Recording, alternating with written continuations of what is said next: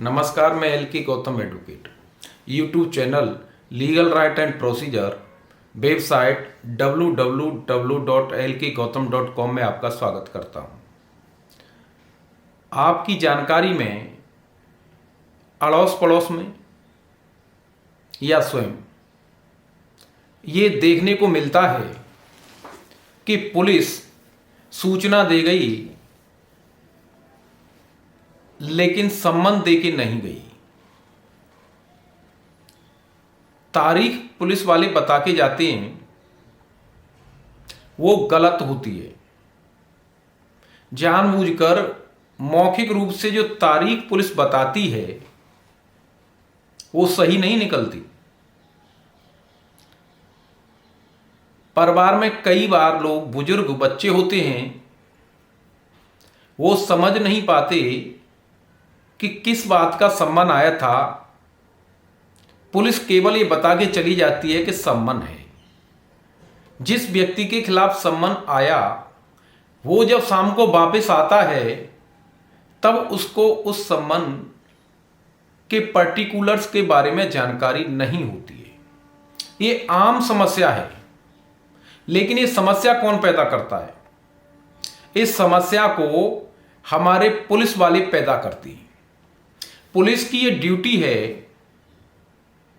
Police officer की ये duty है कि किसी न्यायालय के सम्मन को वो तामील करा रहा है तब प्रॉपर उसकी तामील कराई। लेकिन ऐसा नहीं होता है। कानून कुछ कहता है, पुलिस कुछ करती है। आपके सामने सम्मन की प्रक्रिया को रखने का प्रयास करता हूं। सबसे पहला प्रश्न, सम्मन का प्रारूप कैसा होगा? धारा 61 सीआरपीसी ये कहती है कि कोई सम्मन जो क्रिमिनल प्रोसीजर कोड के तहत जारी किया गया है वो लिखित में होगा और 2 कॉपी होंगी उसकी। दोनों कॉपी हस्ताक्षरित, मुद्रांकित, सील लगी होगी। इस सम्मन में सारे पर्टिकुलर्स, किस केस में आपको बुलाया है, कौन सी डेट जिस पर जाना है, कितने बजे न्यायालय में उपस्थित होना है, क्या क्या धाराएं, क्या आरोप आपके खिलाफ है, ये सभी पर्टिकुलर्स उस सम्मन में होने चाहिए। अगर वो पर्टिकुलर्स नहीं है तब सम्मन ठीक नहीं है, गलत है।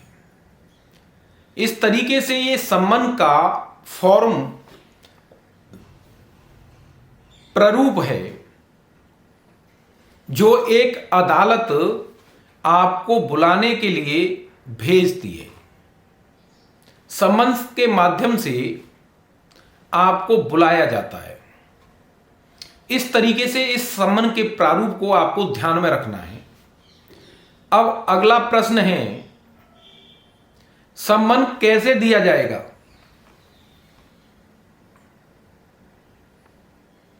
धारा 62 सीआरपीसी इसके संबंध में प्रावधान करती है।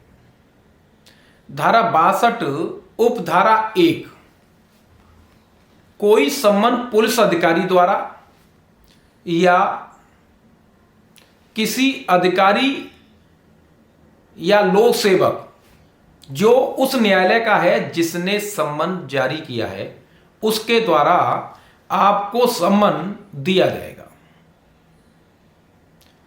व्यवहारिक रूप से आपने देखा है पुलिस अधिकारी आपको सम्मन नहीं देता है। कोई थाने का कांस्टेबल या होमगार्ड वो सम्मन देने पहुंच जाते हैं और वो सम्मन की प्रॉपर तामील नहीं करते हैं। जिस तरीके से सर्विस होनी चाहिए उस तरीके से सर्विस नहीं होती, मनमानी करते हैं और वो किसी न किसी तरह की सुविधा आपसे चाहते हैं और आप सुविधा शुल्क नहीं देते हैं, पूरी जानकारी आपको नहीं दी जाती है। आगे धारा 62 उपधारा 2 सीआरपीसी ये कहती है कि उन 2 प्रतियों में से एक प्रति आपको व्यक्तिगत रूप से दी जाएगी। धारा 62 की उपधारा 3 ये कहती है यदि संभव हो तब आप जो प्रति आप ले रहे हैं उसे अपने पास रखेंगे और दूसरी प्रति के बैक में, सम्मन के बैक में उस पर अपना हस्ताक्षर करेंगे। इस तरीके से सम्मन की सर्विस आपको होगी। अगर इस तरीके से ये सर्विस नहीं की जा रही है तो गलत है। आप उससे डिमांड कर सकते हैं कि एक कॉपी मुझे दीजिए, सारे पर्टिकुलर्स हमें बताइए। अगर पुलिस ऐसा नहीं करती है, अधिकतर व्यवहारिक रूप से सम्मन दिया नहीं जाता है। ये आम शिकायत है। लोग जब हमारे पास आते हैं या अन्य अधिवक्ताओं के पास आते हैं तब उन्हें मुकदमे की जानकारी नहीं होती है और बताते हैं कि सम्मन हमें नहीं दिया गया। इस तरीके से आप ये समझ लीजिए कि सम्मन आपको मांगना है अगर वो व्यक्ति नहीं देता है। अगला प्रश्न, क्या सम्मन परिवार के सदस्य को दिया जा सकता है?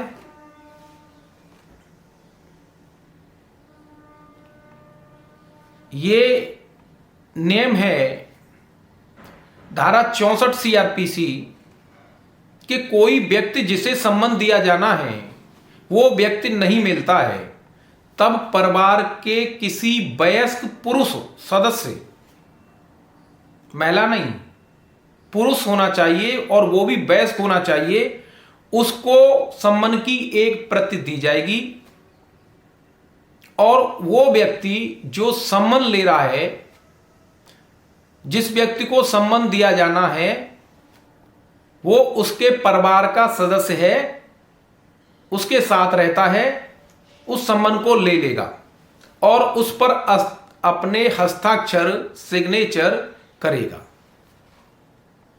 कई बार यह भी होता है कि सम्मन देने वाला वापस चला जाता है और वो ये कहता है सम्मन वाला व्यक्ति नहीं है, मैं आपको नहीं दूंगा। ये भी गलत है। आपको सम्मन दिया जा सकता है। अगला प्रश्न है, क्या सम्मन घर पर लगा सकते हैं? सीआरपीसी ये प्रावधान करती है, धारा 65 ये कहती है कि कोई सम्मन अगर उस तरीके से जिस तरीके से धारा 62, 63, 64 के अनुसार तामील नहीं हो पा रहा है, सारी तत्परता बरतने के बाद, तब वो व्यक्ति जो सम्मन लेके गया है 2 प्रतियों में से एक को उसी घर निवास जहां जिस व्यक्ति को सम्मन भेजा जाना है, जिस व्यक्ति के लिए सम्मन जारी किया गया है, वो मामूली तौर पर उस घर में निवास करता है, तब उस सम्मन की एक कॉपी उस घर के ऐसे भाग पर, फ्रंट पर, जहां सबको दिखाई दे, उस भाग पर चस्पा कर दी जाएगी। इस तरीके से कोई सम्मन अगर व्यक्ति नहीं मिलता है तब घर पर लगाया जा सकता है। स्थानीय सीमा के बाहर कोई सम्मन भेजा जाना है तब किसे भेजा जाए? ये जो सम्मन की प्रक्रिया आपके सामने में रखने का प्रयास कर रहा हूं, ये सम्मन की प्रक्रिया उस जिले में उस अधिकारता के अंदर है जहां मजिस्ट्रेट है। ये लोकल अधिकारता थी। अब कई बार आपके जिले से बाहर कोई सम्मन जाना है तब किसको भेजा जाएगा? इस संबंध में सीआरपीसी की धारा 67 ये कहती है कि कोई सम्मन, जिस व्यक्ति को सम्मन किया गया है, जिस व्यक्ति को सम्मन भेजा गया है, वो व्यक्ति जिस इलाके में रहता है उस इलाके के मजिस्ट्रेट को भेजा जाएगा। वो मजिस्ट्रेट उस सम्मन की तामील यानी सर्विस उस व्यक्ति को कराएगा। इस तरीके से सम्मन की एक प्रक्रिया है जिसके माध्यम से सम्मन आपके लिए जाता है। ये प्रक्रिया आपकी जानकारी में रहनी चाहिए। मेरा उद्देश्य इन कानूनी प्रावधानों को आपके सामने रखने का केवल जागरूकता के लिए है, जिससे कि कानून का कोई दुरुपयोग न कर सके। अब इसके अलावा एक प्रोविजन है जो धारा 69 सीआरपीसी कहती है, अगर सम्मन ये साक्षी यानी गवाह को भेजा जाना है तो कैसे जाएगा? क्या डाक द्वारा जाएगा? धारा 69 ये कहती है किसी गवाह को सम्मन भेजा जाएगा तो वो डाक से भेजे जाने का निर्देश कोर्ट दे सकती है। यहां दो बातें में अंतर है।